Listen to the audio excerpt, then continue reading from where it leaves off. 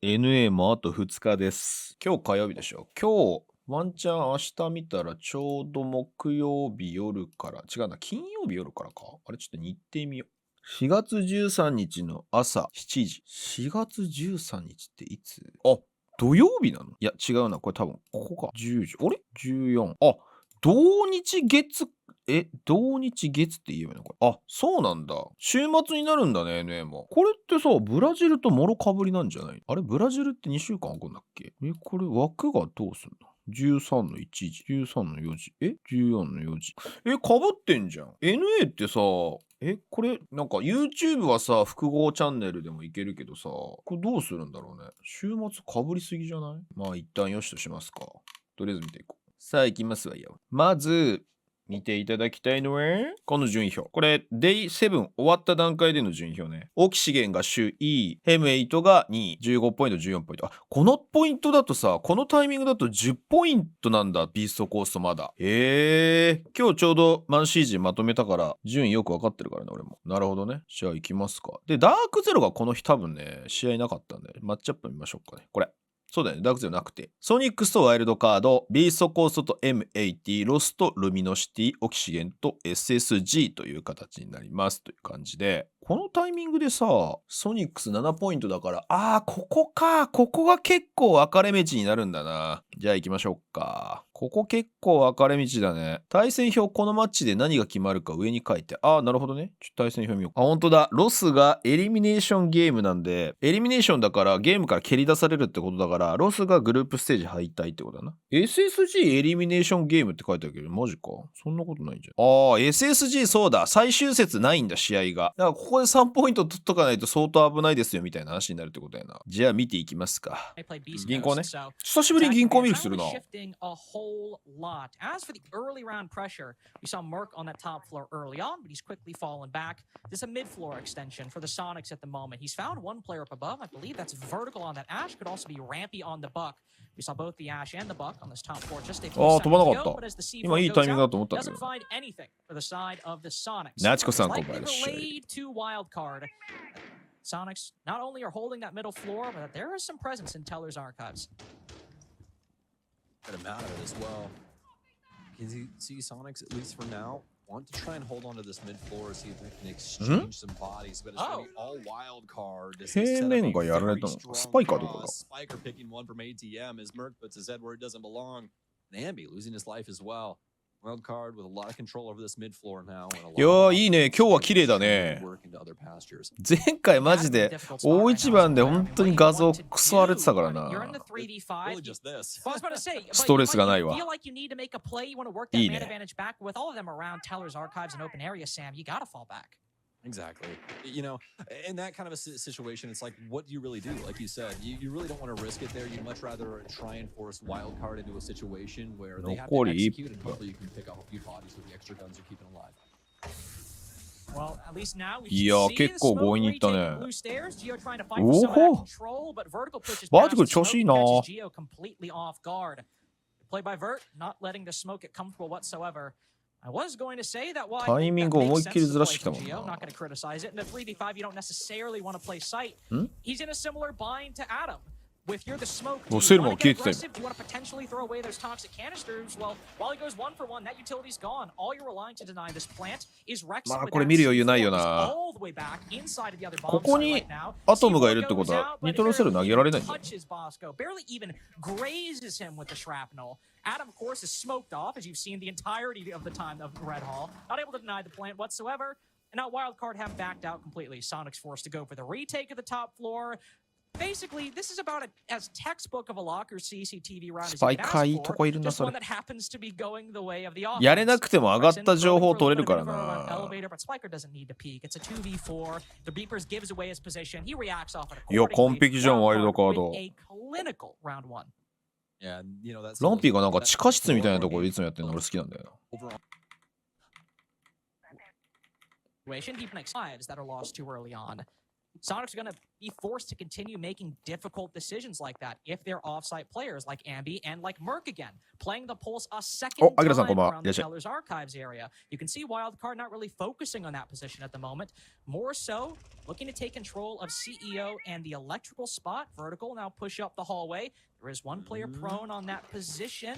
How much pressure will he be put on? Hansen goes in for the repel. We saw Merc down below here, but no C4 at the moment. It's a little late, actually. Rampy's able to find Rexen down below. Merc's still got a C4 in pocket, so not only does the repel go off completely uncontested, Wildcard get another advantage. I can't believe it. This is kind of unprecedented right now. I honestly thought that. いや、マークのパルス刺さんねえな。さっきから。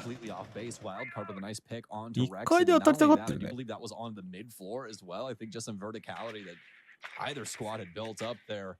レベーターに一人。Either way, the cookie crumbles. It's a wild card advantage. We're going down into the last minute of 5 versus 4. Wild card 結構さっきと同じ守り方してるように見えるんだよな。but plenty of accessibility when it comes to breaching charges and other things. Plenty of soft destruction. The buck, the breach charge, they're all good. Again, another 5v3 for Wildcard. We saw how they were able to convert this last time. Just go in. ああ、スパイカー、ここで打ち勝ったのか。いや、エレベーターだから、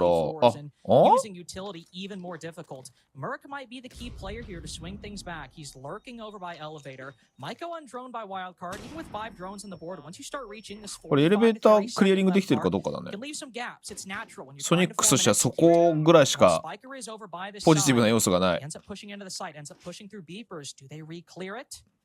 でもロックしてんな。メイン階段ロックなのかあれ。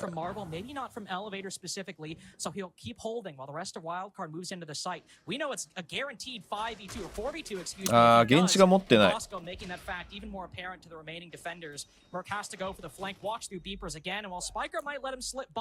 こが潰されてるのか全くわからん、マジで。ダラッシさん、フォローありがとうございます。いや、ワイルドカードいいね。てか、ソニックスが情報取れないまま、ポジションキープしちゃってるから、なんか、ワイルドカードに対して寄れてないよね。エコーとか入れてもいいんじゃないかな。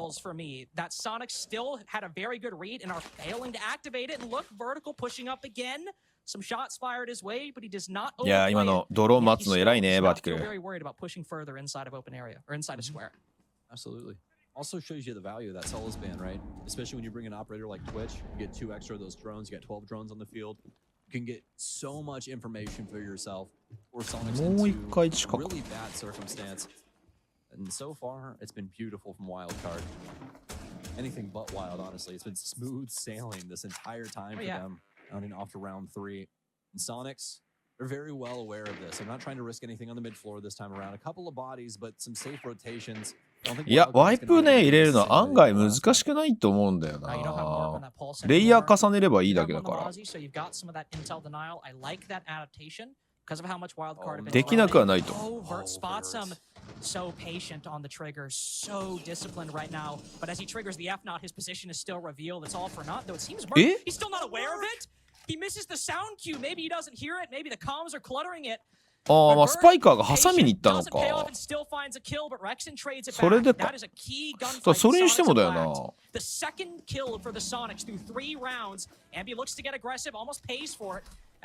わ、いい囲い込み。必ず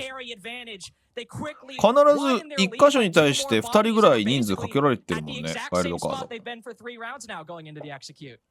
Rampy just hit the biggest flank of the century, dropping down stock hatch. He kills 2 people that don't even know that he's there. Completely scoops Soniqs out of the mid floor, and they've traded out terribly. I said they took somewhat of a risk, some adjustments there on the mid floor. 結構ワイルドカードやりたい放題だね。Something that does not compute. Gio's gonna try and pull him back across the line. これギリギリの対応だね。いや、そこ上がるともう車線入るぞ。いや、そりゃそうよな。真下にいる。いやー、そりゃそうよな。いや、結構何もできてないぞ、これタイムアウト取らないと。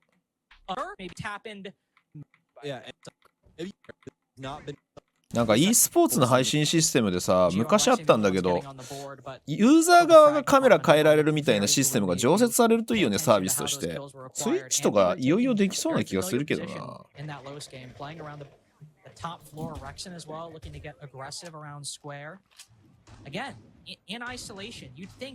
それが一番の解決策かもしれない。That can take these long angle fights and win them consistently. And because of what happened in those first three, even with Merc supporting down below, it's a huge concern. Another triple stack from Wildcard on this rappel. E1D goes out. Open area. Rampy might have just found a bit of a gap as the boogie goes out to cloak the sound. He skeleton keys into archives, quickly takes that control, and is Merc caught lacking again. The timing's certainly not going Rampy's way, but Merc falls. いやこれちゃんと挟んでんだよね。情報取れてないから、どっから来てるかソニックス分かってないから、絶対エコーとか入れた方がいいんだけどな。Wildcard slipped through the cracks over an ATM. Folks, we've seen Spiker work this side of the building for the fourth time. 実際前回のワールドカップアベマでそれができたんだよ。メッシカメラとかあったよ確か。メッシずっと見続けられるカメラとか。すげえなと思ったあのシステム。なんか配信観戦の完成形じゃんと思う。うわーそこ抜かれるときつい。いやーなんか良くないね。今のミスに近い覗き込みだからな。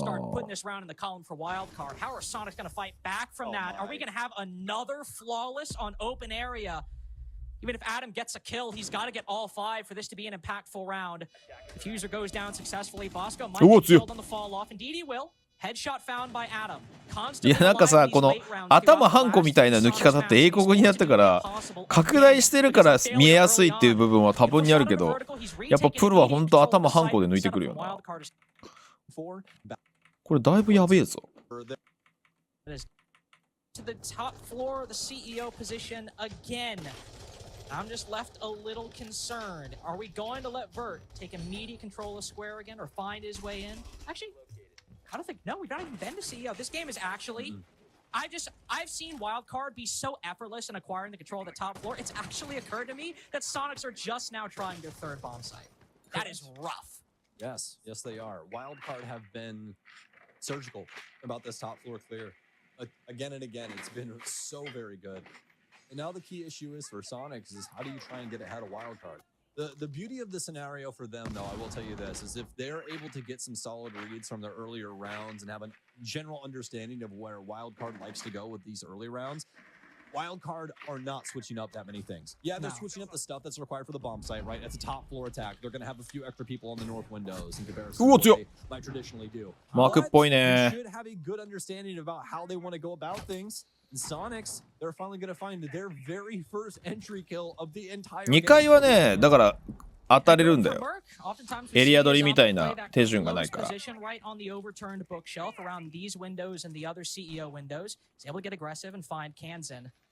Vert's back in that square spot. No matter the bomb site, top, middle, or bottom floor, likes to take that bit of control, and he finds Merc. Beautiful gap found by the Twitch. He even spots another. Downs Geo, puts him on the floor. There's one more player close inside of Janitor. Goes for the swing, and Vert is caught lacking. Still no, it's actually a 2v4 now from the Soniqs. They're fighting these gunfights. They're finally fighting back. Getting aggressive in the face of Wildcard, denying them that control. Rampy, he tries to get aggressive, retake the top spiral position. He blinds himself, so has to fall off. The Aruni swings and will down the floor as finally, after 5 rounds, the first strong defense from the Soniqs as the Spiker caught outside on the rappel. I doubt he's winning this 1v3. これはさ、マジで典型的なさ、そのソニックスの弱点が改善された部分でさ、さっき2回1回じゃあなんか間違えた。地下と1回やったじゃん。地下と1回やった時はエリア取りされてて、そのエリア取りの情報が全く終えてなくて負けてたのね。なんでここはエリア取りっていう概念がないから、もうエントリー勝負じゃん。2階だから1回取られたとしても別に階段上がってくるケアさえできてればいいから、だからエリア取りで負けてんだよ。でも2回だったらこうやって打ち合いでは五分に持っていけるから、2回取るっていう判断は全然良かったんだよね。Wildcard, they haven't changed up a darn thing about how they want to go about taking this, at least from a general point of view, Carter. We still got vertical working. You're gonna be ザキ君こんばんは。 So far, not so good, especially when it comes to the guns. But ももいさんこんばんちゃ。いらっしゃい。 saving grace to start something they're going to want more of, something they have to find consistently. This Wildcard have looked so strong. 1本取ってソニックスもう1回流れつかみたいけど、ちょっとエリア取りで負けてるからな。ワニパニさんいらっしゃい。 Working your traditional list as we have for years and years here in Siege. Figuring things out with these drones, working your way down to these hatches. Get things open if Soniqs want to try and rebuttal with anybody on a roam. But as we already know, there's really nobody home. definitely a huge correction from the Soniqs. I mean, obviously they try to go for that, you know, 3 roamer. ソニックスはジオベンチにし、グリクサ戻す説が。グリクサのモチベーションはそれ大丈夫なのか。だって選手投票で外されたんでしょ。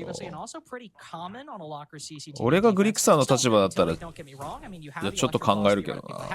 You've got the Zotos as well to fulfill a similar purpose. So a lot of stall potential for the Soniqs, but without the strength of that Goyo, they're in a similar position. Once that utility is drained, and if this blue stairs position falls, they're going to be a bit strapped for resources to deny this plan.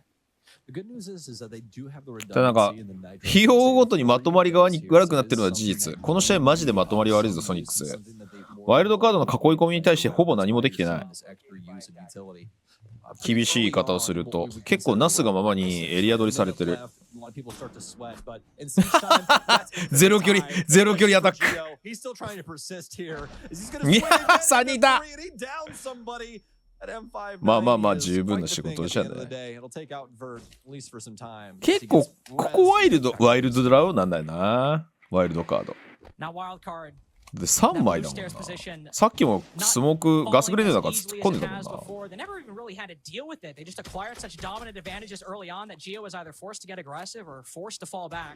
As you brought up, though, those 3 C4s make this a lot more workable for the Soniqs. Assuming those positions aren't dealt with, if these smokes don't land or these flashbangs don't land, Soniqs will feel very, very free. Start going off. いやこれどうやって止めんださっきから。いや結構ベタな位置でプラントされてるぞ。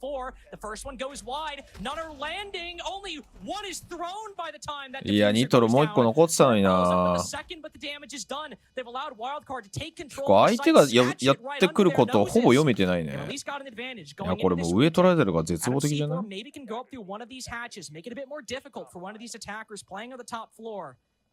？Even with this advantage, half the time is gone, and nobody's actually moved upstairs at this point. Right as players do, they both line up. Just with a couple well-placed shots, he gets 2 for the price of 1. And now what are the Soniqs to do? Still on the bottom floor, just walking one by one, right after another, into the crosshairs of that R4C. It's a 5-1 half. It's done, Rexon. 2 more impactless frags on Locker CCTV for his half, but it is a disappointment and then some for Soniqs Open.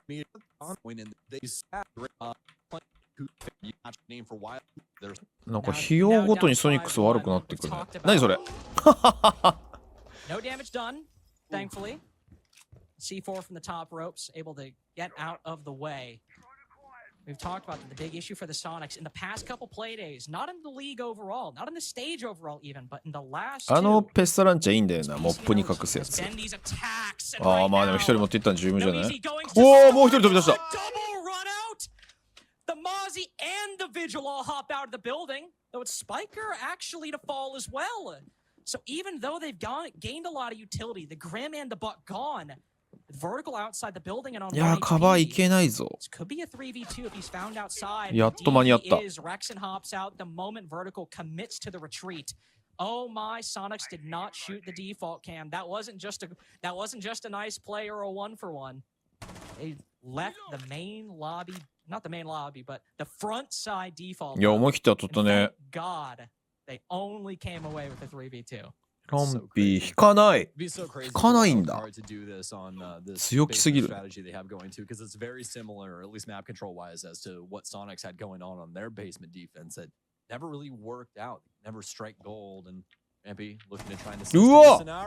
刺さった。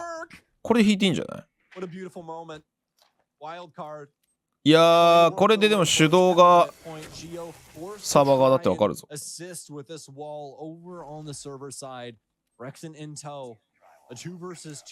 ただニトロはない。ガスグレネードある。うおー、箱裏抜いた。よく見てたけど 2.5 倍の勝利だな。いやー、ガスグレネードなくなったのでかい。これは限りなく有利。エビレードさんこんばんは。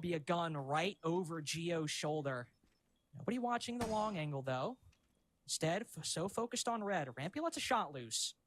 That might clue Rexen into the Fenrir's position. ああ、まあ丁寧にプラントいけばいけるやろ。うまい。いやー、これレクセンが救ったね。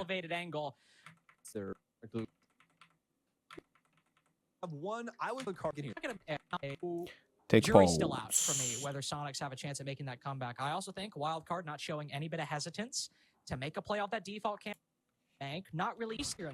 Leave Dick one hole. See, try and light up the scoreboard on this offensive side of things. See if they can potentially throw a spanner in the works. Maybe get a flank off. Just try and do something to strike at the heart of WC. Ambi at least trying to strike at some of the more extremities. Already taking control of blue stairs. ヌックやっぱ今使いどころむずいよな、本当に。前も言ったかもしれないけど。Open up part of that quad wall. Selma's very early on, so good control acquired by Sonics. We'll telegraph their take a little bit, I will say. Once you open that wall very early on, it's like, okay, they want to take this from Square's side, but that's why they've added Merc into this position. Lurking over by Tellers, waiting to see if any of the defenders in this part of the map decide to rotate out, or in the late round, decide to push in. Well, he's gone. スパイクはやっぱ強いな。You know, overall, the strategy is not one-dimensional. We have a lot going on for the Sonics, but for Merc and his positioning over there, he doesn't have any assistance. There's really nothing going on for him. So once he blows that wall open, Wildcard immediately insert themselves into the situation, remove him from play, and now Ambi has to try and pick up the pieces. And they're more than aware that Ambi's in this position now. He's going to try and at least work himself forward for the moment ahead. Too much just yet. Here comes the gunfight. 強すぎスパイカー。いや今分かって勝負してたからな。まあ、若干アンビーがしゃがみだったから不利なのはあったけど。スパイカー壊しに行くやん。Both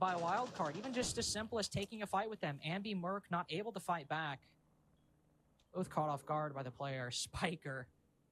Playing around Tellers and Archives. And again, Sonics in a 5v3. They're able to get one, but Bosco quickly trades it back on a Geo.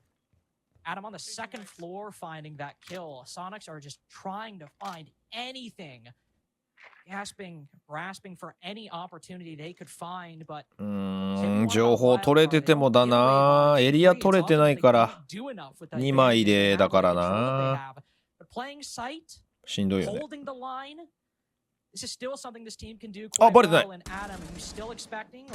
やー、バレたか。さすがに音聞いてた。時間がなさすぎよ。さすがにやな。まとめられんかったな。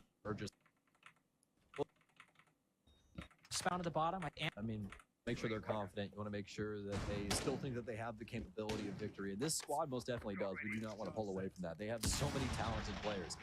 This is just how competitive this stage has been in, the NAL. Sonics not able to exactly pull the wool over the eyes of their opposing squads while they try and retool some things internally. And it just hasn't exactly worked out in spades, which, again, perfectly okay. That's going to happen sometimes. The Sonics, though, definitely not something that they want to happen and something that they're going to continue to try and see if they can work on, including in this game. This isn't out of the realm of possibility just yet. これフナティック、フナティックじゃねえや。あ、フナティックか。フナティックバックだ。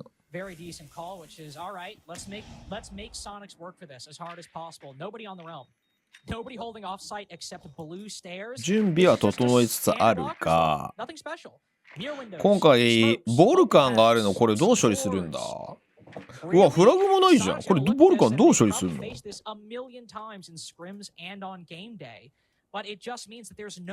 れ、ボルカンセキュリティないのかな。スイッチも入ってないし。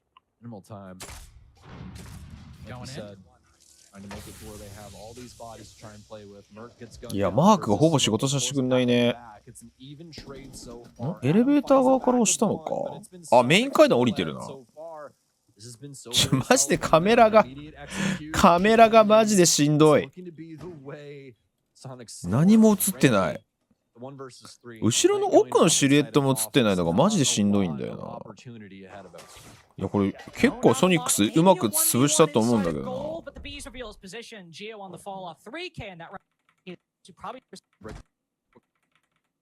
Then press instead of going for something that was a little bit more default, like what Wildcard was playing into. And at least to start here, you can see the semblance, or at least the broad strokes of this clear already manifesting. Adam has worked his way down below inside of the open area admin office very quickly. Some utility going out. It's likely going to be a lot of pressure from these CEO windows, and then Adam from below to maybe skeleton key. Try to force those players out so then the players on rappel can cut them off, or the players maybe inside a square can cut them off as well. The first bit of the utility goes out, opens up an angle. Watch the player playing inside a conference. Floorboards right beneath the player and janitor, also made worse for wear. As the C4 goes out, Adam forced off. So Wildcard now aware of the Bucks' presence down below, and Adam doesn't find anything. 最近ちょいちょいセンズ出てるな、マジで。1日に1センズあるね。日本はないか。これスパイク落とすの。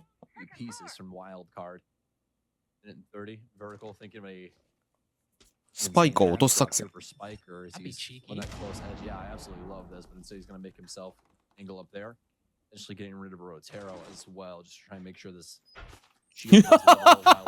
熱いその後張り。うわー、下に勝った。よう気づい、あーでも突き上げされたのか。いや、それ突き上げされたんだよ。魂の後締めだな。い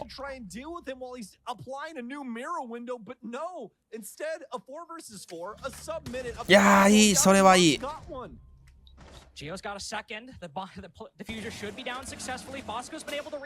ラントは止められなかったが、い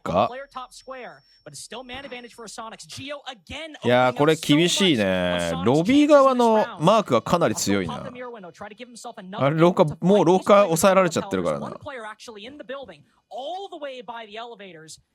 廊下です。映すのは廊下です。お、ボスこっち勝った。あー、でも HP が厳しいな。これでダブル飛び出しとかもできなくなったもんな。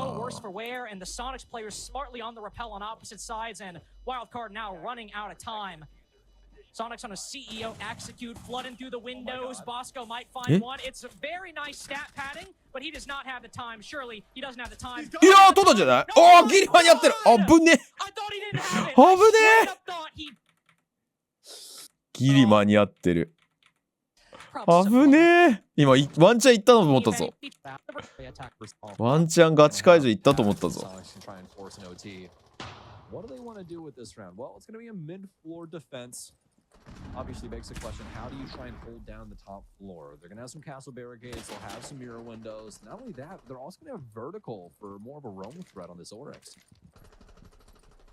Vertical can play around those castle barricades, play around really the entirety of the top floor setup, and when you've got a zombie castle and mirror on the board, as Wildcard did last time, you've got Daveさんこんばんは、いらっしゃい。Sure, through the black mirrors, maybe to find intel, but to just make it all so much more difficult for Soniqs either to take control safely or to find the angles they want. It'll extract a lot of utility. The Gone 6 from Ambi we saw earlier, there were terror drones from Rexen, spending a lot of time on this top floor, opening up angles, clearing out castle barricades. Well, the hole opened up. アレンジャックさんこんばんはいらっしゃい。なんかアレンジャックさん久しぶりな気がする。そんなことないっけ。おお、しっかり壊した。え？よく打ち勝ったな、今の。マッコは1枚やられたからな。引くのは理にかなってるけど。いやーでも、マークがマジでファーストブラッド取られすぎじゃないか。主任さん、おつかレインボー様です。あ、いいね。それ使おう。おつかレインボー様です。初めてのチャットありがとうございます。パクらせても。試合を見れてたんですが、配信は久々に来ました。ありがとうございます。There's a few nitro cells too here for Wildcard that we'll have to worry about. This is the one on Kansan. The minute remaining, Soniqs have to try and find a home. いや、マークのこの試合のファーストデスひどいね。ほぼやられてない？さっきの防衛の時のパルスといい。リニアさんこんばんは。ほろ酔いです。いいですね。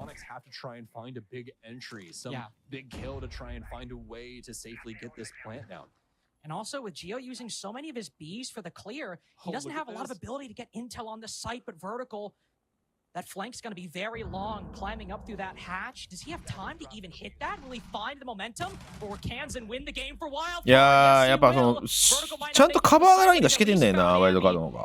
やっぱり、リーグが進むにつれてカバーの良さが明らかに良くなってきてるわ。各チーム。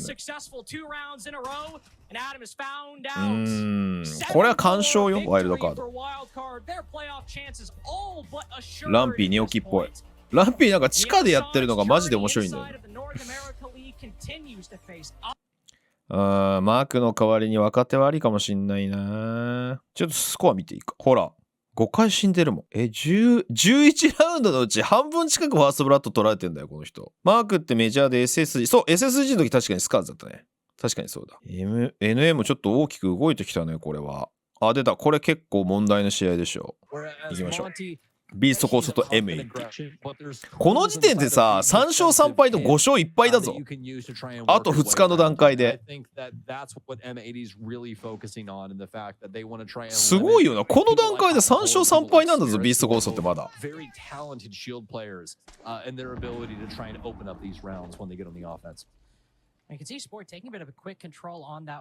NA はね、一応オキシゲンとこの M80 が引っ張ってるはずだったんだけど、デイ7あたりからね、おかしくなってきた。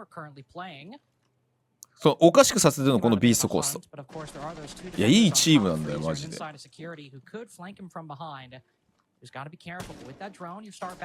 の試合の後から M80 相当雰囲気悪い。マジか。楽しみだな。ちょっと見よう。いや、でも、明らかにビーストコーストの調子がいい。めちゃくちゃいい連携するんだよな。俺結構、デイ5ぐらいからビーストコーストを絶賛し始めてるから。いや、カバーがすげえ綺麗なんだよ。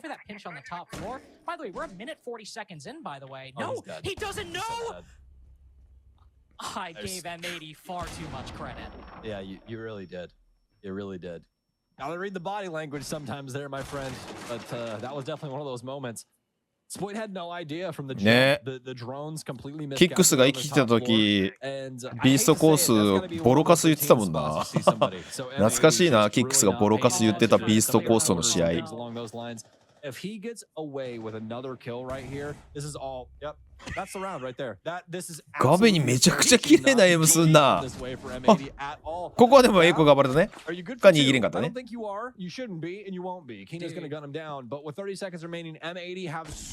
まあステージ1はね、突然こう上がるチームがいるのはしょうがないと思う。ディフューザー強い。やっぱ不安定っていうか準備時間が少ないからどうしてもこういう不安定な試合が起きがちなのは事実だと思う。正直なところ。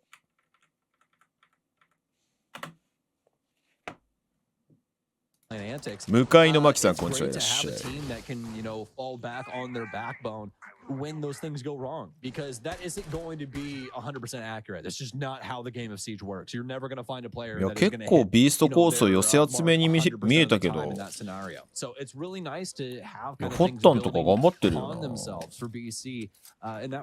まあ今 HP だいぶ削られてるけど。シチズンの昭和80年代カメラ。シチズンの昭和80年代カメラがおもろいんで。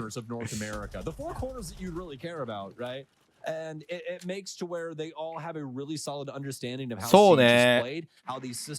まあメタは間違いなく攻撃が変わってるよ。やっぱロック主体になってると思う。だ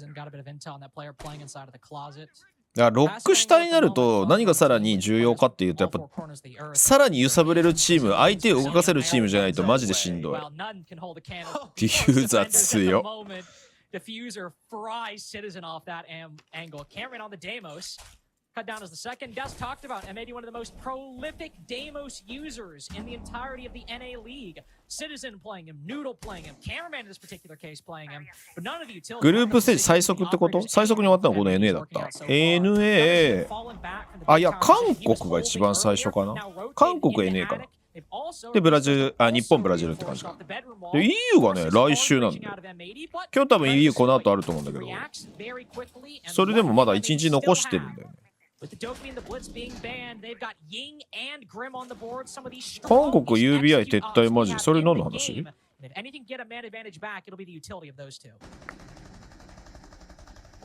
？Time and time again, when M80's bell has been rung, it's been Spoit that has answered the call and been the one that pulls them back across the line. Beastcoast. それ韓国って今さ、Twitch 配信ないじゃん。どこで配信してんの？そう、EU がなぜか一番遅い。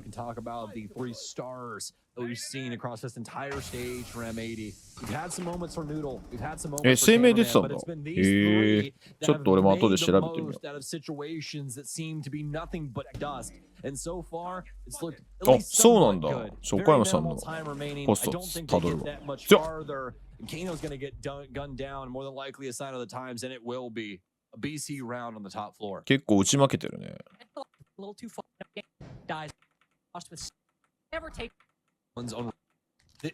That can happen to the offense in a situation like that. And speaking of poor, M80, they've been completely discovered. Yeah, you know, you're at least going to have Gunner get down for at least a moment, but これなんでダウンさせた倒さないの？助けに来ることを見てるのか。M80 now down for the third time in this game, and it's only round 3. UBI コリアのツイートは有意義でした的な挨拶だったんです。へえ。Spirits is like, oh, Gunner's down. I gotta go help him. Walks up. Somebody just break through the hatch inside security and is able to get the opening pick. So I think M80 found a very real hole in the defense right there. And then Spirits just rotates and fills it at the 最近あそこのブラックアイ流行ってんね。なんかレディットやオペレーション終了ってことだから UBI そのものが撤退。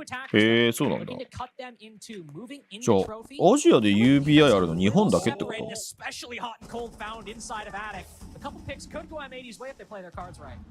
You gotta be worried for hot and cold inside of that attic. It's a soft wall, and there's an LMG on the other side. If he makes a misstep, キル取れてるけど前に。あれ、ガンナーリバイブされてんじゃん。なんで？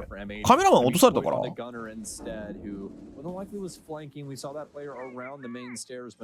あ、シージだけじゃないよ。UBI さんの撤退ってなると。他のソフトが売れてれば別に撤退にはならないからさ。まあ今、海外のゲーム会社みんなレイオフしまくってっからな。春のレイオフ祭りやったら今。UBI さんに限らず。ロシアとかもこっそり撤退してる。あ、ロシアもUBIあったんだ。まあでも、ロシアは難しいよね、判断が。あらら、あらららら。あ、いいとこから見てんだ、それ。いるぞいるぞOh no, Gavini giving his position away a little too early. Tries to salvage it by hopping on the boosted angle. But thankfully come away with his life. なんかバタバタしてんな、M80. Damage on the entry into the meeting position. Forced to back off even. Kino shut down with that diffuser. Great find by diffuser. Great double find by the diffuser. And Gavini いや、カバーがよくできてる。Gets the third kill on the execute. Gets the offense towards the to the higher top. まあ、オレゴン防衛だからな。That's why we are bringing on a new on the attack. That practically always decided by who can get more of those attacking rounds. お、来た。Getting as many as you can here, at least. おデイモスやっぱり使われるね。Even one depending on what happens. Deimos going out. At least this time we are seeing a bit more use from early on. Because when Cameraman last played Deimos, he was pretty much one of the first two. ああね、今のは決め打ったのは口頭で報告されて詰められてる可能性があるからね。Oh, absolutely not. Full sidebar for a second. Love the fact that Hot and Cold's rocking the old OXG MP5. ホッタン優秀だと思うけれども、一時期のキレはないよな。というか、一時期のなんかこの人本当うまいなっていうプレーが少ない。You know, it's not for the looks, not for anything. It's simply just because of the nostalgia factor. But ディフューザーそんなに毛髪消費してる？でもおかしいじゃん。俺毛髪犠牲にしてるのに全然エイム良くならない。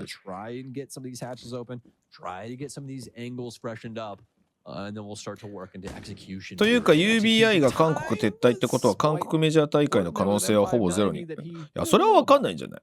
だって日本でもできるかどうか分かんないよ。逆にタイとかさ、東南アジアでやった方がさ、なんか会場とかの都合つきそうじゃん。そしたらもうなんか英語圏の UBI が直接やるんじゃん。リザクラさんこんばんはいらっしゃい。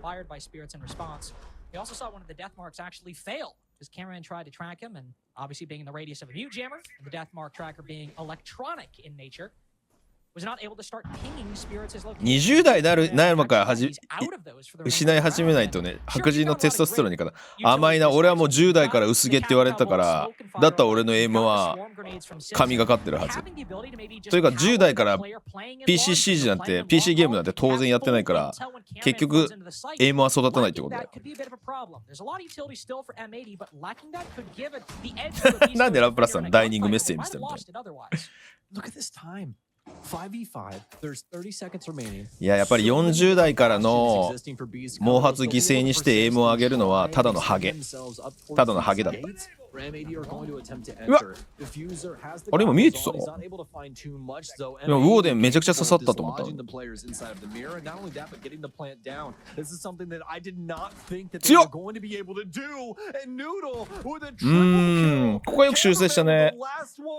I cannot believe my eyes, Carter. 40代で今のエイム力だと考えたら妥当かもしれない。まあ俺またぎスナイパーズに入れれば大丈夫だから。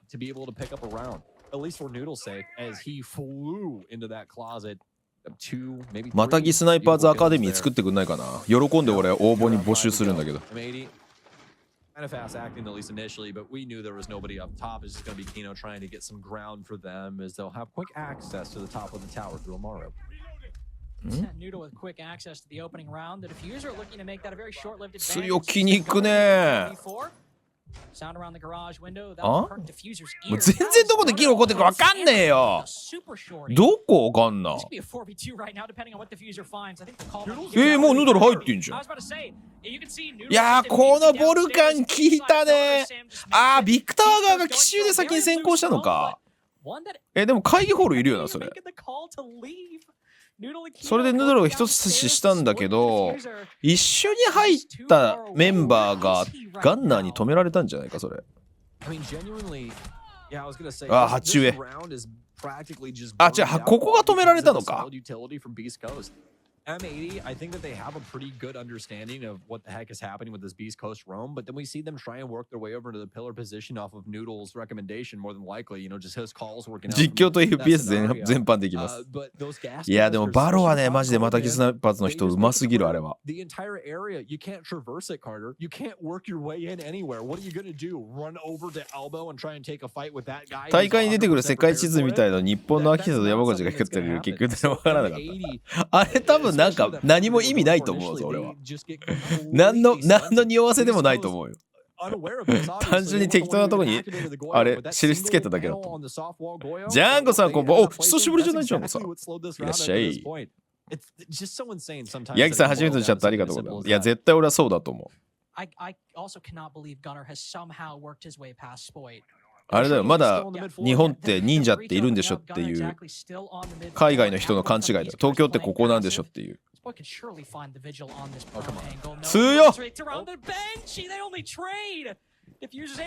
あ、でもスポイトよくトレードに持ってたな今。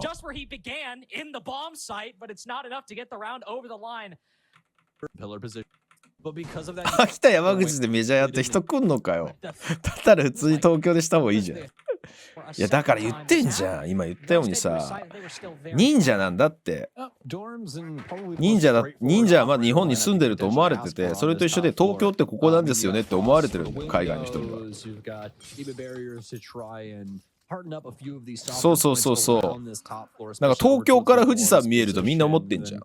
You know, if you've been watching Siege for a while, you know the rest of this tried and true trio. We got それ good と一緒 info, よ。 got good ability to try and soak up some things as well as smoke along for the ride. Trying to lay. Gonna be ファーストブラッドが何も映んない。 out of your Valkyries. He'll be able to take down Noodle. This is a great start here for Beast Coast in what I do believe is their 5th out of 6 available entries. Really strong from Beast Coast in the 海外の人から忍者いるんですって聞き方いないことになってる。なるほどね。Either hopping out of the white window or finding a run on that side as we Maybe って言えばいいんだな。on the Gen window. Maybe Noodle's also going to clear ああ、まあたまに見えるは見えるけど、東京も。でもめちゃくちゃ高い高層ビルじゃないと見えないからね。しかも空気が澄んでないと見えないし。ディ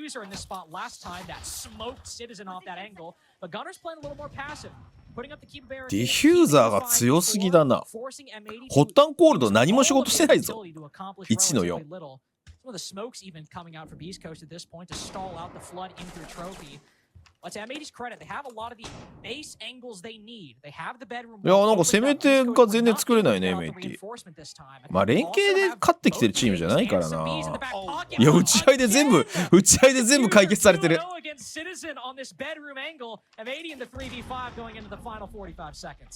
いや、やっぱ連携力はもうビーストコースの方が上よ。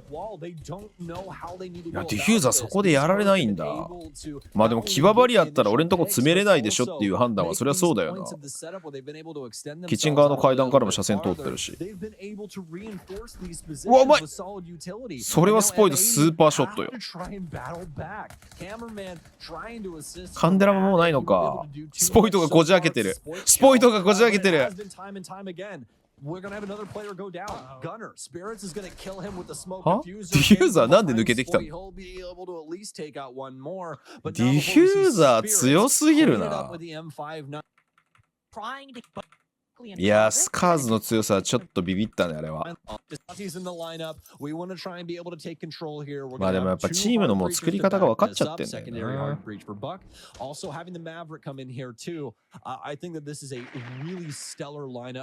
まあまあでもオレゴンは攻撃よ、問題は。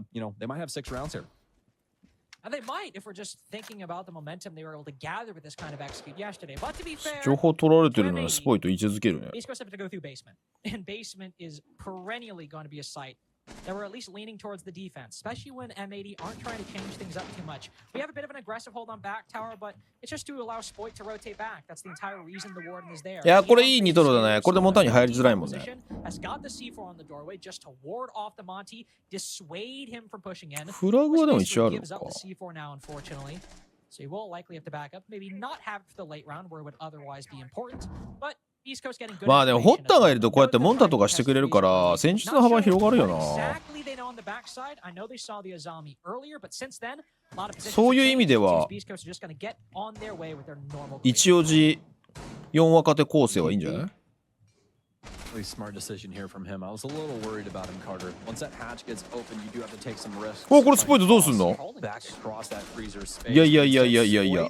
Oh, gonna be a full dislodgement here. 配慮してたのか。 He's gonna check the corner, unlike what we saw inside the Wildcard game, where Wi-Fi 結構そのフリーキルメリットないぞ。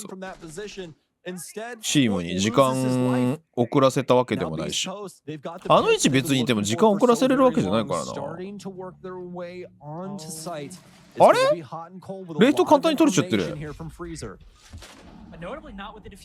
めちゃめちゃ簡単に取れちゃってる。これまずいよ。だってここのライン取れるもんね。それはそうだよね。ここライン取れちゃうもんね。Gunner flooding into the site has got 2 big kills. Kino finds 1 on the Monty, ADSing just for the memes at this point. The buck now down. うまいけど6回 100% 完成しちゃうからな。 Put that diffuser on the floor, softening him up a little bit too for Gunner on the triple to finish it off. なんで今レートすんなり取らせたんだ。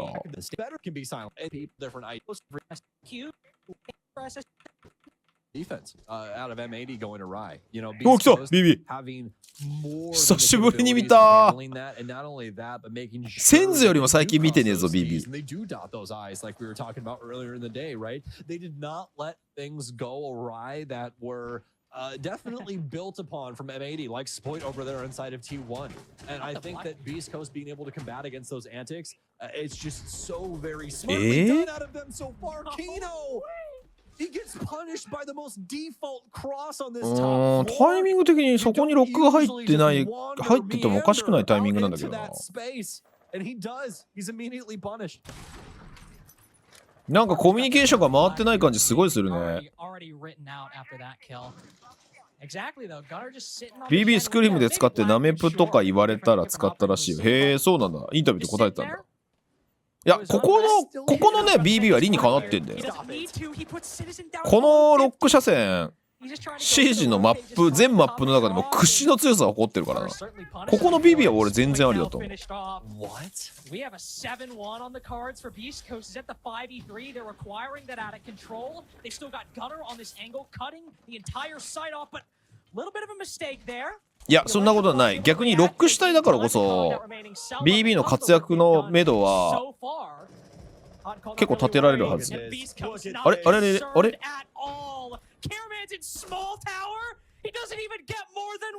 わった。レック選手が最終週の準備でピョン氏から天の声があったってインタビューで言ってた。ただでさえ俯瞰視点すごいのに的確にアドバイスできる神の目持っててすごいと思います。へー。ディフューザー13の4。いやでもこれオープニングをさ、こういう風にみんながまんべんなく撮ってるのがマジで強いだと思うよ。撮られたの1個だけだよね、掘ったの。強しだね。お、領事館だ。領事館結構やるよね。ロスとルミノシティ。ロスはな。I'm curious if Los are going to go for a lot more kind of pocket executes, getting in quick, trying to get the diffuser down, then backing off. And if that's their game plan, I think they could easily get a couple attacks on the board, with this map already being a surprise for LG anyway. まあでもアメリカに拠点移すの遅かったからこっからだろうな。ロスはちゃんとこのメンバーで夏のオフシーズンもアメリカでちゃんとやり続けるのかどうかって感じだな。It feels like what Carter's saying is definitely going to ring true here. Trying to set themselves up on the west-hand side of the building. Little bit of verticality, but Sexy Cake doesn't want to make his presence known until it's absolutely valuable. ペロンさん、初めてチャットありがとうございます。今ちょうどメンテナンス中じゃない？なんかメンテナンスアナウンス出た記憶がする。X で見た記憶がある。You can already see they've got legacy built up on the yellow stairs too, just awaiting the call to see what Los are going to do. I think LG are starting to get aware of it though. Now it's more so just trying to meet the threat once it arises with how much time has been spent. おい、最終日にやらかさなかったのかネタバレするんじゃないよ。そのやらかし俺が一番楽しみにしてんだから。Do they think that's where the Amaru is coming from? Farius, the player you highlighted, the player with the Gara hook, going for a bit more of a backstab, not necessarily trying to be the first into the action, but definitely to be the player to catch LG off guard. It's the Gara hook, I think, or at least still has it equipped. Meanwhile, we see Hat thinking about a fight with that player on the yellow stairs. Legacy in there so early on. The flashbang start going out. いやだからフェンリルはどこでも強いね。お、うまい。He is, and he still loses the fight. Shotgun key for that close engagement. He just decides to それうまいな。 traded out by Wi-Fi. Diffuser forced to be paused as Bursa with the recovery, the Grim with the お、いいカバーだね。これ止められないんじゃない？止められちゃった。なんで出たの？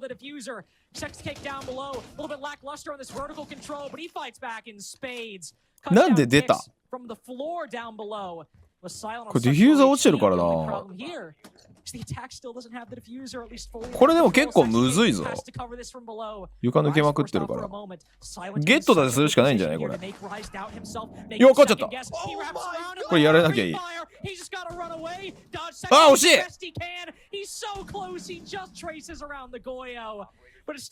なんで今寝ちゃったんだろう。プラントできるっていう確証があったのかな。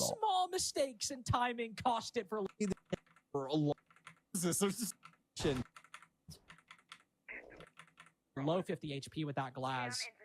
Still though, like I said, Lowe's conditioning LG a bit with that aggression. I imagine. いや、焦ったは多少あると思うけど、コミュニケーションエラーじゃないか。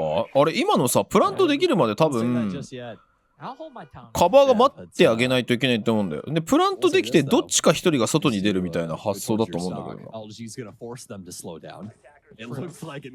結構ミスだね。結構明確なミスな気がする。Breach as soon as they got it. Hicks though, he's gonna catch Bursa. This just seems like something. Yeah, exactly. This seems like something that should have been a non-factor. I think he was trying to work things for himself over on the mid floor, maybe off some info that he got. コネコラブさんフォローありがとうござい A ま lot す。 more bodies in the area than I think he gave it credit for, and he ends up getting punished for that. Smoke on smoke action there. That's going to force Los to try and slow down once again. Silent. Which does beg the question: how does Silent try and answer this? I mean, he's got the timing. Like he's so in the ヒン clear. トエングレは真似できんじゃ Does な find い？ one. Wi-Fi with a nice clean どうなんだろうね。 trade. 白線使ったらうまくいくのかな。 Evaporate. あれもう結構定点でプロはほぼあれやってるね。 But the rest of the attack has completely left the premises. They've all rotated over.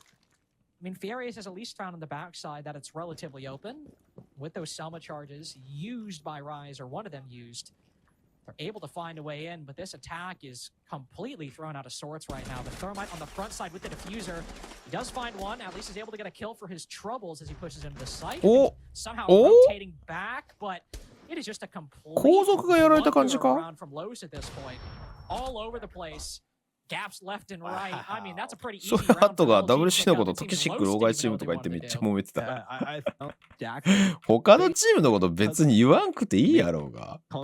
I think map presence is huge for him. Yeah. area, and he's done a really good job with that, especially that round, able to fend off pressure alongside Hat inside of the site. Really good stuff. Now we move up to the middle floor, and at this point, if Los aren't able to find around here, I don't think it's over by any means. In fact, we might have a tactical timeout called by Los, but I think the momentum, at least the potential that could have been gained by Los early on, will basically be gone. I think LG will have a pretty good shot at a positive defensive half. I mean, obviously, if this is 3-0, that's a given.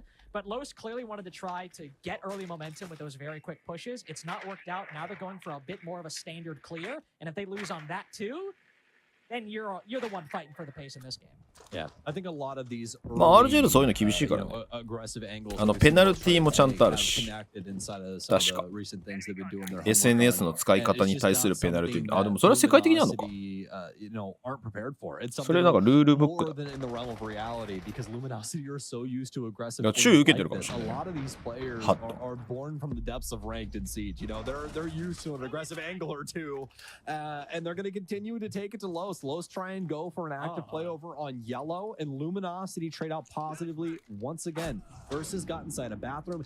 このショットが本当強いよな。 Guns him down with a single burst out of the super shorty. Yeah, it's a 2 versus 3 after Rise gets Eddie, but you still got Silent and Wi-Fi with Kicks sprinkled in to try and take out. And yeah, Kicks is going to go down, but he's just down for the count. It's a 2 versus 2.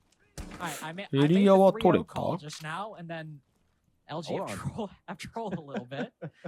Pixero caught with his back turn. I was going to say, not a great clear by Los. You see, I believe Farius initially hop in through the bathroom window, and Hat is just watching it, so he dies. And then as the Monty's focused on Hat, Wi-Fi's easily able to get the trade. But now, is it a bit late? Is it a bit haphazard? Yes. But Los have still got a 2v2. They've still got an equilibrium, and they've got intel on these, one at least, of these remaining site players.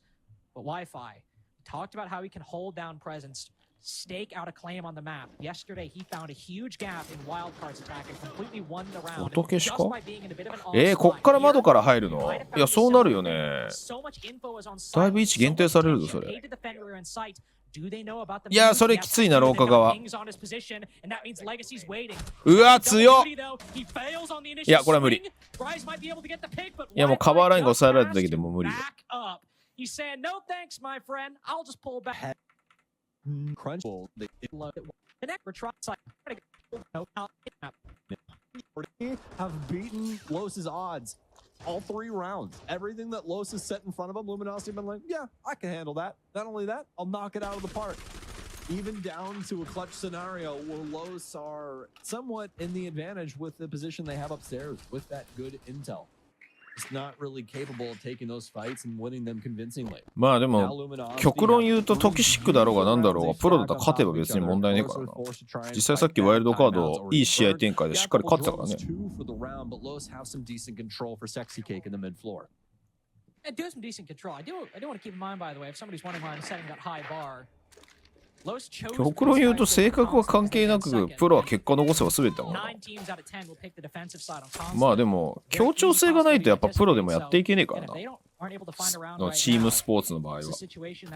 まあ、結局だからトキシックだったらどんどん居場所はなくなっていくっていうのは事実だと思うけど。まあでも言うてランピーとかね、ずっと結果出し続けてるからな。トップリーグだよね。タイトルは取れてないにしても。昔のバスケの例で古くて申し訳ないけど、デニス・ロットマンとかブルズをね。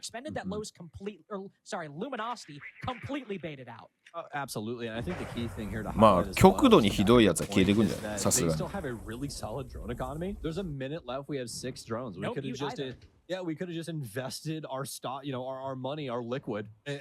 いやでもさ、なんかコミュニケーションが多いだけであって、シージも含めてさ、バロもそうだけど、サッカーでもトキシックみたいなやつ結構いると思うけどな、俺。マジで相手チームとかで暴言吐きまくってたやつ、草サッカーとかでもう無数にいたけどな。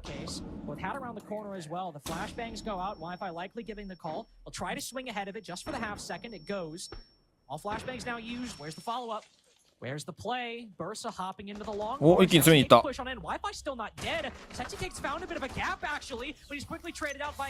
削り合いは成功してるが、い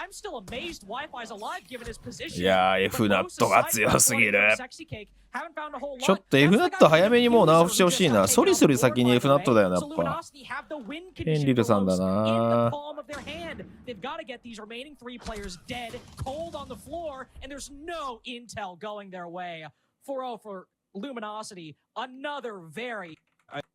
草サッカーで出会ったことない、マジで。めちゃくちゃいるで。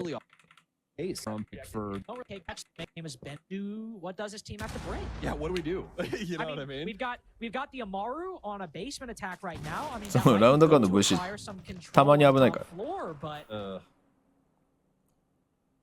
I'm happy you brought attention to that because I hadn't even noticed that yet. I was more, looking as to what Luminosity's next move was going to be. But yeah, Bursa on a basement defense. This just goes to show that Los really aren't doing their due diligence. They aren't going through the necessary steps right now. And yeah, they're going to get this kill on a silent. That's great, especially with the stun working from Sexy K. Got to give him his flowers on that. There's quite a bit of a road built up. 最近このホロス、これデッドとか使ってる人また戻ってきたな。俺もあれに戻そうかな。ダンクマンさんこんばんは。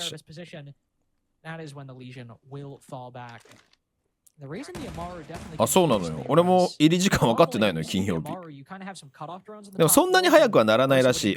英語圏の配信が時差の関係であんまり早くできないとは聞いてる。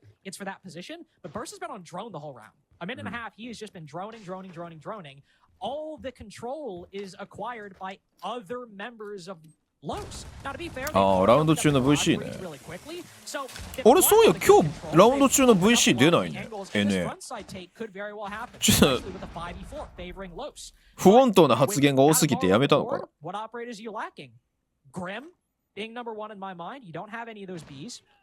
まあ金曜日のプレーオフはみんなアーカイブで見てくれ。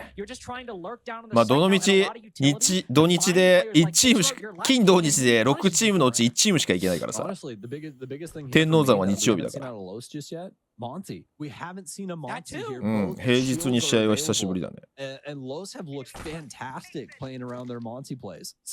まあまあ日曜日見れれば OK よ。アーカイブで追っかけてくれれば。And once again, like we said, Luminosity, great on guns, Carter. That's something that I will never take away from them. They are fantastic when it comes to looking for these kills, even up against a Brazilian squad like Los. The plan's gonna go down now for Legacy. 公式試合中に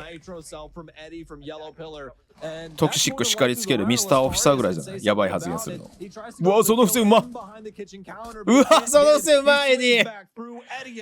エディ今のうますぎ。エディ今の自分にヘイト集めたからやられないことを優先してもう一人がアプローチしてそれはうまくさばかれたんだけど、あそこで生き残ったことによってもう一回90度の勝負ができるっていう。えぐいな。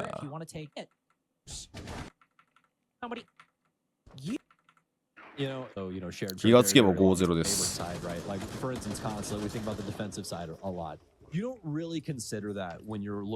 やばいとでも天敵キノトと同じ山にあったからね。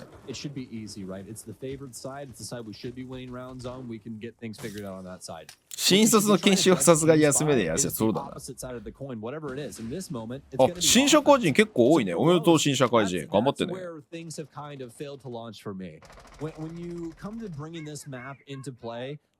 レイオフのために仕事ブリーチングチャージしてお仕事休みしたからリアルタイムで皆さんどういうことや。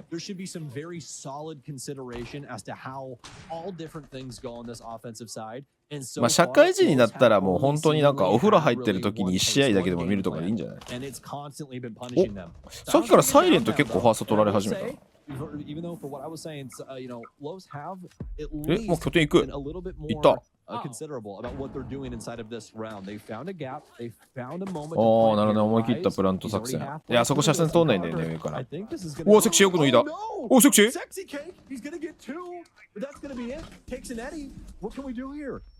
あ、でもインジャーになってるのか。いや、でもこれ覗けないだろうな。こ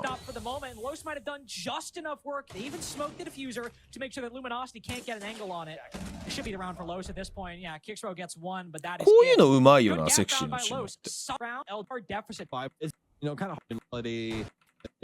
仕事見つけないと。切実なセリフがあってクソ割れちゃった。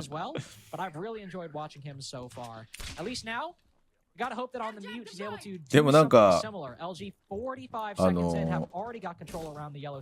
退職代行にもう早くも何件も依頼が来てるっていうニュース見たよ。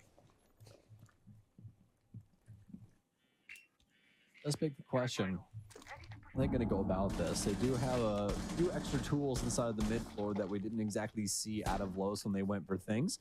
I like that they've gotten a hat here early because he's going to be able to clear out a lot of this utility and make it to where LG can just sit on the side of the building, kind of hang out. They don't really have to do too much. He's got to wait out this time. 俺ゴールデンウィークとかないからな。time in order to do so. So ここ5、6年休みらしい休み取ったことないから。some new angles, make it to where once this execute does start going off, they'll have the ability to try and shut down. まあ上がってないってことだ俺は。Maybe get a kill as well. If they got that.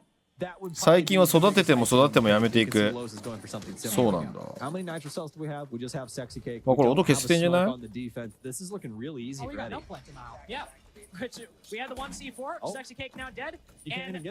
あれれれれあれれれれ一周回ってこのプラント最近多いな。なんもできんじゃんロス。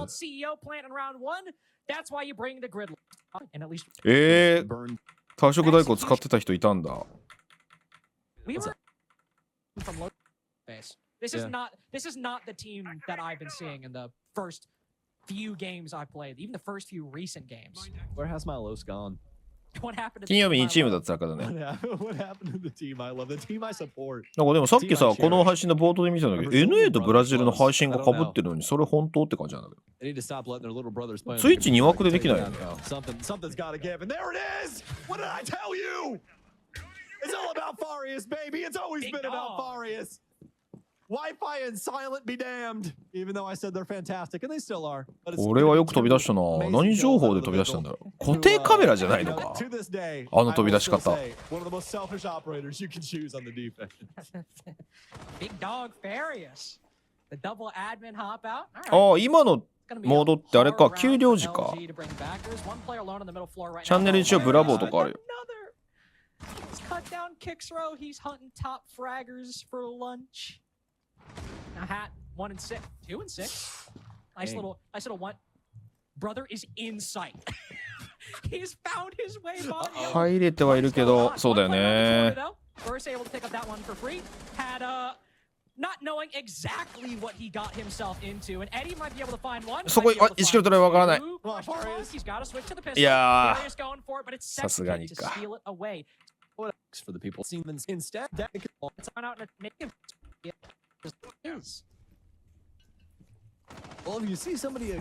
オフチームの敗退をアーカイブで知るって切ないものがあるな。まだ敗退したわけじゃないじゃん。まあそういう可能性も2分の1ではあるけどさ。He'll be starting things off on the top floor, which does mean he'll probably be the first point of contact, the first point of conflict for Luminosity. Gonna try and swing things in from the admin side. This is what I expected out of both of these squads, honestly. irrespective of what the site was, just try and work somebody in from the admin portion while you try and clear out this top floor. 俺チーム同士の対戦なんで、俺 100% 無理じゃん。That's going to be kicks this time around with the gridlock. まあでも結果見ずに、ポストとか見ずにいきなりアーカイブ見たらさ、いけると思うよ。その SNS 立ちすれば、仕事中とかに。お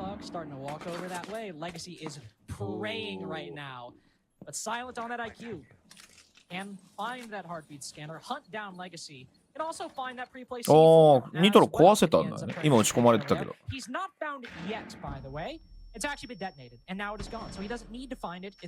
ット、なんか最近、ちょっと目立った活躍できないね。いや、ミスタ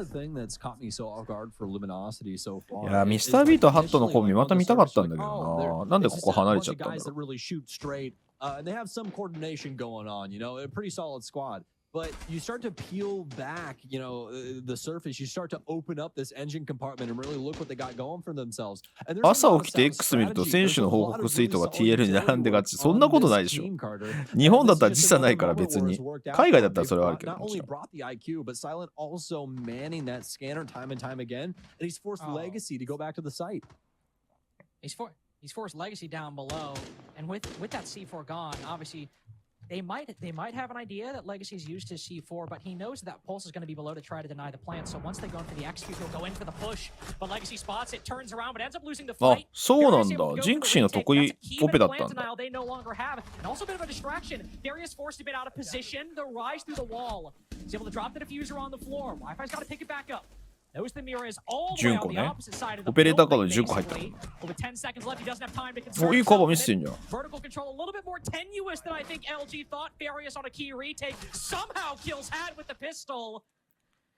なんか攻めれねえな。ルミノシティも攻めパッとしねえな。これ結構プレイオフでルミノシティに対して領時間切ってくるぞ、多分。And now, once they see that shield staring their attack directly in the face, they're going to realize they'll probably have to burn some utility a lot earlier than they would have liked. 1.5 倍って旧 1.5 倍サイズってことでしょ。俺、あれ、レティクルでかすぎてマジでダメなんだよな。最近もう英国が肌になってきた。意外にアジャストできた。ガジェット構えるときに手袋にジンクシーのあだ名書いてあ、そうなんだ。あれなんかグリップの底に書いてあったよね。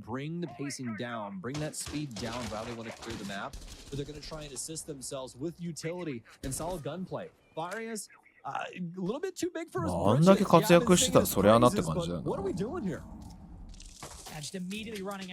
俺の名前が純子だから毎回複雑気持ちだ。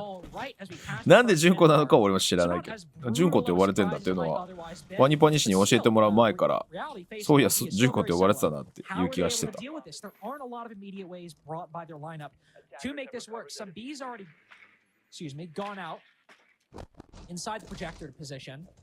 Maybe they'll be able to flood around the clash as Hat is droned into the long desk and there's nobody actually playing there at the moment. なんか両チームともなんかそのいい選手揃ってんだけどさ、やっぱチームとしてのコンセプトが見えないね。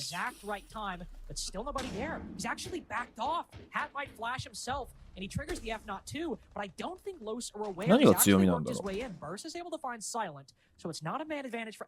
すごいところでカメラ見てる。いや、それハット打ち込まれるよな。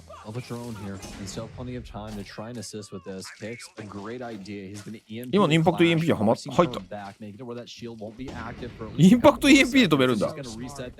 おもろおもろえ、でプラ取ってる。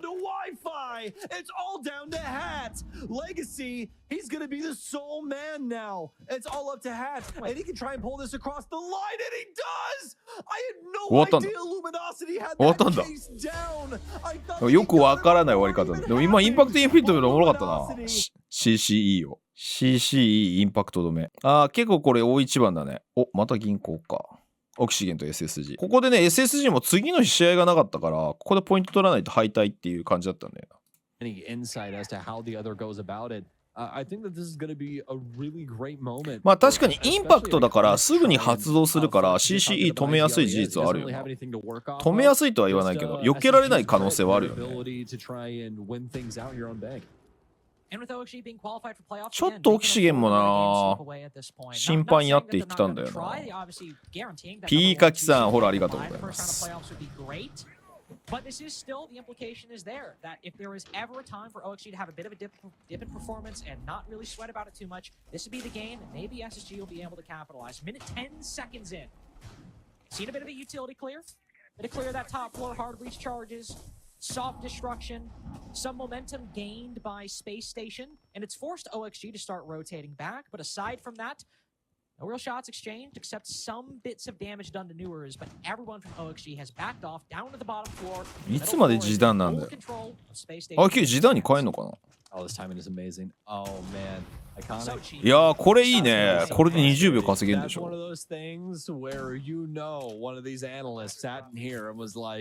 うん、そう。オキシゲンはね、結構シンプルな CG だから、対策がしやすいのは事実だと思う。They've got the Zotos on this operation too. This is actually like, this is such a nerdy strat from OXG. This is disgusting. ただ SSG もちょっと、SSG の方が先にオキシゲンのペースダウンしたね。アシュン効果がちょっと切れ始めてる気がする。だからもう一回チームで何をしたいかどうコンセプトにするか。まあアストラリスになっちゃってんだよなマジで。今の環境でアストラリスが刺さるわけないんだよな。アストラリスムーブがあんなスピードアタックが刺さることは本当ないんだよな。Iconics getting the diffuser down. Hello, oxygen. Hello, hello. Is anybody home? Ashen justおお、ダンマ勝った。ようプラント通ったなこれ。プラントのところ見たかったな。なんで通ったんだろう。By the way, Iconic not taking a lick of damage as he puts that diffuser down, so now OXG have to go for the retake. The attack might have just slipped it around. いやーこのエレベーターを抑えられるのきついんだよな。Finds one, loses his life to DS Lucas, sprinting into the crosshairs of that vector. The round is still surely won though, as Dream caught with a smoke canister in hand. Puts all the work on to DS Lucas with 3 seconds remaining before that case is beyond reproach. SSG get that first round. Seemed like they were got SS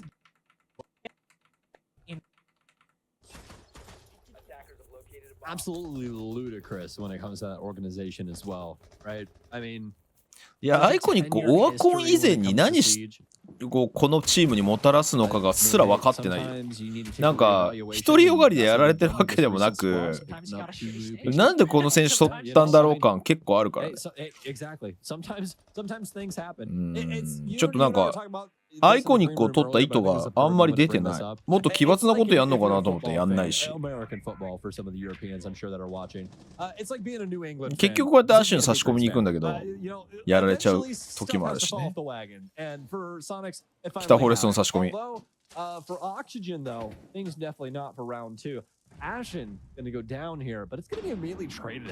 いや強い。An insane find inside of stock. Not something you'd exactly think that he'd be able to win out in that scenario, not given his skill, just given the circumstances. And what is good? でもな、確かに今考えるとアイコニックの良さって何なんだろうなってのはちょっと思うんだよな。なんか群を抜いて打ち合いが強いわけじゃないし。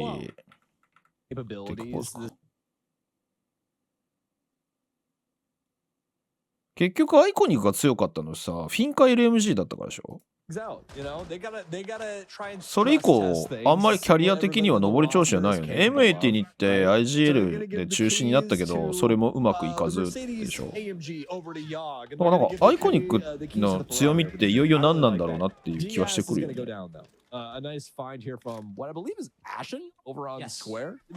逆にアシュンとかの方が分かりやすいよな、やっぱり。いやらしいね。あ、でも現地の EV ライは取れた。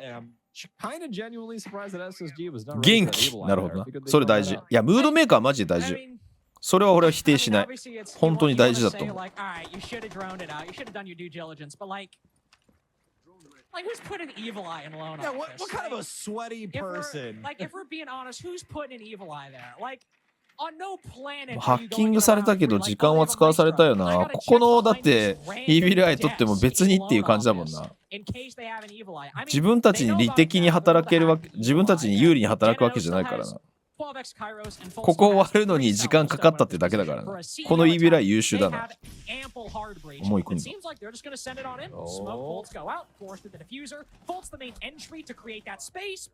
Not the first to die. As Forrest cut down, Fultz will catch the diffuser before it even hits the ground. いや、ガンダーはね、まだ打ち合いに強いっていう俺強みはあると思う。でももうなんかアイコニックは波っていう感じになっちゃったんだよな。他に強い選手がいっぱい出てきちゃったからさ。よ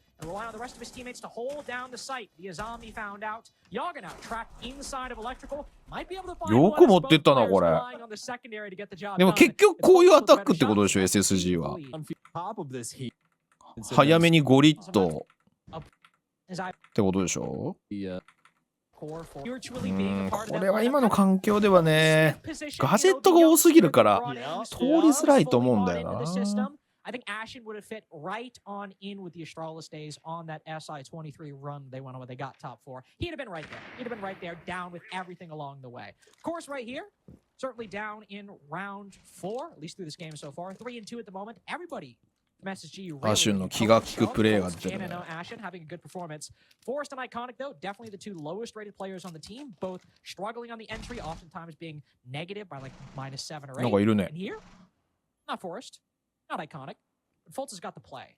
He's got right on the hatch, drops down right as the warning goes to that C4.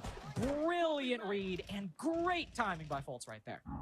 Space station on really solid. 今の綺麗だったね。 Especially in the 窓か上が陽動したんだよ。 looking pretty good.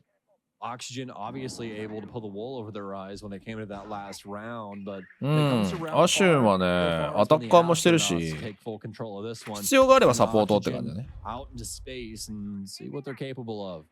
So far, it's not been too much. They've been snuffed out. Minute and 18 seconds remain. アシュンはね、その別にアンビーとかじゃなくて、一人で生かされるシチュエーションが多すぎる。いや、俺はアシュンの負担がでかすぎると見てる。だから、なんかアシュンが打ち負けてるって感じに見えるんだけど、そうじゃなくて、いや、そこ一人で生かされるんだっていうシチュエーションが多すぎる。ここの攻めうまいね。いい囲み。いやー、8で切られてる。これはうまいね。これがやりたいのであれば、これはかなり綺麗な攻めだと思うけどな。やっぱりその、SSG がやりたいことって多分防衛側がここでは来ないだろうっていうところで一気にもう決着をつけに行くのは多分やりたいんだよ、シーズとしては。まあそれが俺がスピードアタックって言ってるゆえなんだけどさ、それがかなり力技なんだよね。でも今みたいにちゃんと陽動できたりとかガジェットうまく使えるんだったら全然ありだと思う。だ緩急の緩は欲しいね。マイラウンドそれなら多分 SSG 読まれちゃうんだよな。ほら、ここも早いじゃん。ほら。早いよね。これが多分 SSG のやりたいことなんだと思う。逆に、オキシゲンみたいなチームは段階踏んでくるだろうというふうに読んでるから、結構刺さっちゃうんじゃないかなっていう気はしなくもないね。To be honest, making goes out, and I think Newer's conditioned at this point to some fast plays from SSG. Might get a little worried that somebody has somehow, I don't know, teleported behind him inside a stock. He's at least got Diaz to back him up on the top of marble stairs. So this roam with some teeth and some support if Newers wants to get aggressive. The spec here didn't do a whole lot of damage to. Of course, I mean, why? He's just in blue. He's just bottom server. まあそうだね。仕込みドローンは前提になるからね。それで時間短縮だからね。確かに。And he's leaving. Works this way all the way up into server, and then he leaves. He leaves. Fultz, easy. いやでも陽動うまいよね。今のも上で音立てたから上向かないといけないようにしてたってことでしょ。うまいね。This is the best that we've seen them this entire stage. They are looking so solid on trying to isolate a lot of these high-flying players like Newers on Oxygen. Yeah, I've had concerns about, how SSG are getting adjusted to the new calling system, how having Iconic, a very vocal player amongst a legion of vocal players, specifically Forrest and Ashen, whether that might clutter the communication. It seems that has happened in the previous games, but right now, you'd think OXG were just kind of sitting, waiting for SSG to push. I mean, Newer's caught completely off guard. Fultz with some great reads in the early rounds so far, by the way. 構成的には横の壁どうするんだ。 Getting really 火花で割る aggressive の on the か。 top floor to find the Solus by herself on the top floor. And Forrest, who was down here earlier, realized, okay, 今のエイ there's ム a すげ pretty えな。 solid anchor setup down here. We don't need to hit the site now. ああ、 But he's still デイモ right ス there 極め and て just ほしい retakes the か。 control later in the 確か round. に。 So SSG with a man advantage, taking down アイコニッ Solus, ク who's ス still こそ with デイモスなんじゃないの？ 7 drones. その強みある気がすん To find な。 this remaining utility あ、 and フォ the レスト budget でもいい to hunt か。 down these evil eyes. They are set up so well for this execute. ここもでも任されるじゃん、アシュンにやっぱ一人で。 Here's the one thing though. もちろんこれは手動がうまく進めば成功するし、ロックが刺さればうまくいくんだけど、ここ一人で任されるもんね。え？ハッチ降りてる。うまい。元気。アイコニックの良さ、元気。You can read it on Iconic's face, but sight. They spaced on rounds. You know, Iconic and まあでもなんか優秀な若手がやらされる道だよな。一人で何でもできる。リケもそうだったしさ、BDS の。まあ BDS はそれをリケはやりきったんだけどね。小学生の通信簿感ある評価。そんなことない。元気。元気があれば何でもできる。And just generates those Kibas over the course of the round. If you want to hold on to open area, she's so useful. You put a Kiba on some of those desks, and it can already be a maze to hunt down a roamer. Just crouch walking behind those desks. You know, suddenly they're on one side of the room, and if you're not careful, they'll crouch walk all the way to the other. With those Kibas, it makes it a lot easier. You have to play whack-a-mole trying to hunt down a roamer in that position. So with Iconic gone, not as much of a problem for OXG on this clear. They've got a 5v4. They've still got a minute 40 seconds left. So even if they're a little slow to take control of this middle floor, they can still find themselves in good time. Only concern, of course, Sam. I mean, you still got the Evil Eyes, you still got the smokes, but with no Vulcan packs, I mean, いや、俺フォレストは結構嫌いじゃないのよ。なんか面白い指示するのよ、この人。なんかメタを常に壊そうとするなんか発想があって、それはすごい好きなんだよな。うまくはいってないけど。うまくいかないことが多いけど。でもその発想は持ち続けないと、シージっていうゲームはマジで死んじゃうと思うから、みんながみんな同じメタになっちゃったらマジで死ぬと思うからさ。バロも若干マップによってエージェント構成がもう確立されてたって、まあ一応そのアップデートとかで変わってはいるんだけどさ、ああなっちゃうとマジでゲーム難しくなっちゃうからね。こういう変態は必要なの、変態は。Like, look at how little utility has been expended to get this 5v2. They used one swarm grenade to get the kill on Marble Stairs. Then everything else has just been free.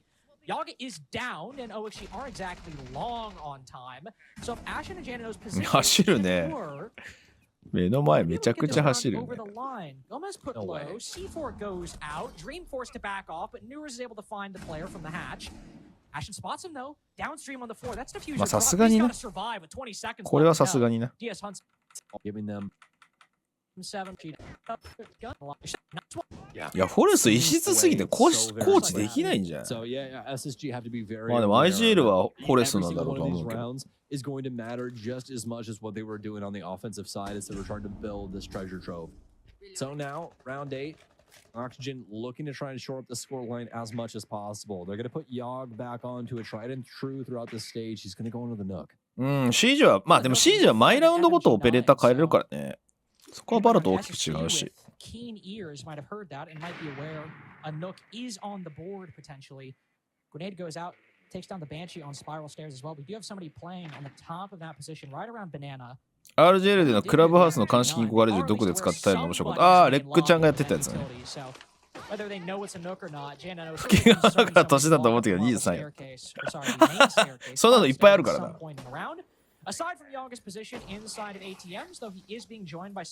マジでフォレストあれなんだよな。シルベスタ・スタローンのロッキーに出てくるさ、アポロっていうライバル役がいるんだけどさ、もう亡くなっちゃったんだけど、ついこの間。その人とちょっと似てんだ We よ。 all know where it's coming to, and oh man, it just goes wide, doesn't it? J9O gunned down Yogg, and not only that, folks, Gomez loses his life too. This round practically over for Oxygen unless they だから can do 30っての something カメラマンぐらいでしょ。 extremely considerable. This has looked like an entirely different SSG here on Bank, and although they've gotten Ashen, still some road to go. Only down one man though, so a different situation from what was previously presented to them. 正直ペングが年下のに認めたくない。ペングも結構おっさん見出てきたからな。え、そこから帰るのフルーツさん。味方のインパクトダメージ。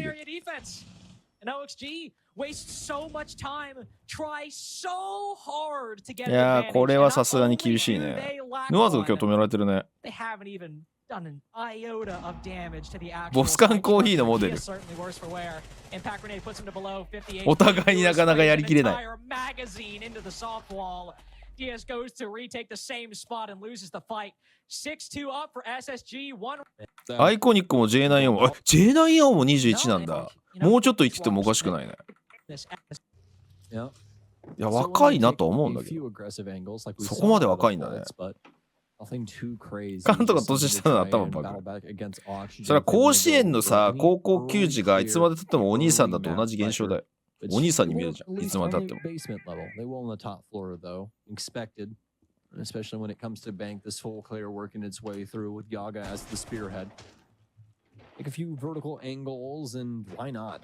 They more than recognize that Oxygen, or at least for Oxygen's sake, that SSG is inside of an open area. And they most definitely are. Also well aware that there is a player, J9O, inside of Elevator too. So Oxygen going to continue to try and assist with this top floor control, but like to try and work a few extra bodies in on this. そうか、ファビアンがそろそろ30になるのか。Also, it just occurred to me, this is actually the exact same room SSG did before, but just because nobody died in the first half of the round, I was like, oh, this is a little different. じゃあ太りすぎなんじゃないみんな。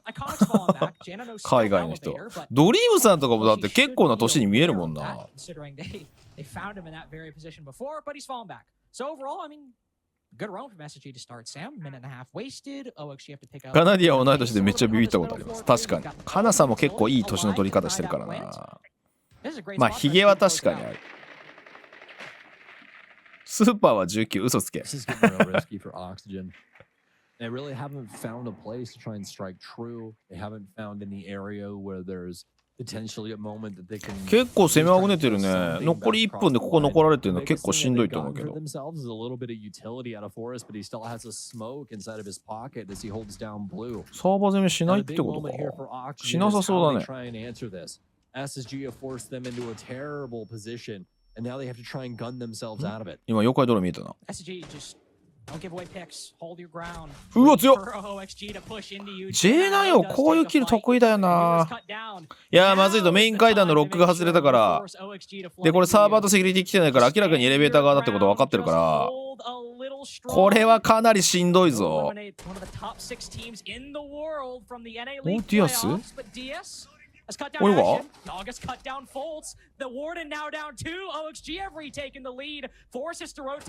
ーよく取ったこれ。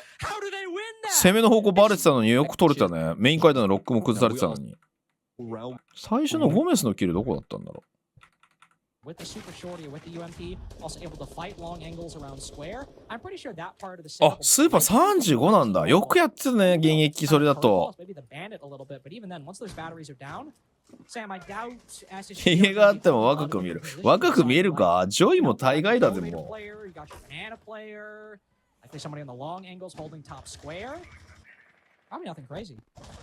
Yeah, it shouldn't be anything too wild, especially since it is that top floor, right? You shouldn't be seeing too many crazy things work their way out from SSG because there's a lot of real estate on this top floor that you should be holding down initially. And that's what we're going to see out of SSG, kind of the initial beginnings of a top floor defense as they await Oxygen and see what they kind of want to try and do with this initial portion of the round. And when you know it's going to be a lot of north pressure and Ashen taking down Gomez. 今入ろうとしなかったよね。単純に抜いただけかな。単純にミリで抜いたの Pick それ again going the way of SSG. The bandit trick for the elevator wall. I あれ love これラッ this プリング2枚に出たんじゃ Forest. ない So long as they can keep control of main lobby, he is safe to burn those X Kairos as much as he wants. And it might not even really matter that much in the end. I mean, it matters now, certainly, but Ashen found the second. Newer's down as well. So that Grim to flood the bomb site with bees and intel being gathered for the attack no longer on the board. How do you come back from this with your OXG? You can't really go in for a repel anymore. That's not likely, Sam. Walker just got to pray he wins this gunfight as he pushes up the main stairs. Yeah, and that's the issue now. You're practically asking SSG to create an error. ヌアーズって若いんだっけ？ヌアーズも結構でもキャリア長くなってきた感じするけどな。うわーフォレストいい爪。あー座れた。あーでもヒアだから関係ねえか。うわ手前にいる。火の手前にいる。いやーそれ気にしないよな。いやーうまいアシュン。これはうまい。GG!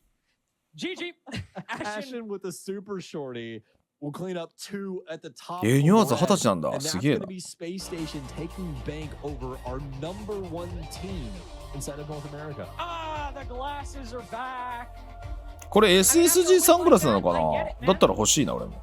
Very clean win from Space Station Gaming on bank. That よし、順位見ましょう。オキシゲン、M80、ビーストコースがここで背中に追いついたというね、13ポイント。で、ルミノシティが12。で、ここでダークゼロが落ちるんだよね。ボトム3に。で、もうこれで試合が、これ8試合終わっちゃってるから、SSG が試合やりきっちゃって、次試合がないんで、結果待ちみたい。っていう感じになってるんだね。なので、この次が最終日になるんですが、最終日がどうなるかというと、マッチアップがこれ。ダークゼロは勝てば自力でいけるのかな。で、ここが1位、2位の直接対決になるわけよ。で、ビーストコーストとロス、ルミノシティとソニックスという感じで。まあ、こことここは勝ってポイント取らないといけないのか。で、ここはトップ3がかかる戦いになってるって感じかな。あ、ワイルドカードも勝てば、そうそう、ワイルドカード勝てば全然生き残れるんだ。だから結構これ次、ここが大一番だね。ボトム3とトップ6に残れるかどうか、プレイオフに行けるかどうかの。これがね、面白いのよ。結構面白い試合があるね、そう考えると。ちょっと後ろの2試合が消化っぽくなるけど。というわけで、皆さん、今日も夜遅くまでご視聴いただきありがとうございました。まだまだ火曜日ということで、無理せず、今日はこの辺で終わりたいと思います。というわけで、明日以降も、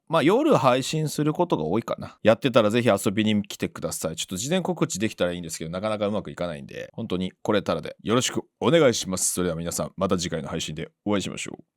ではでは。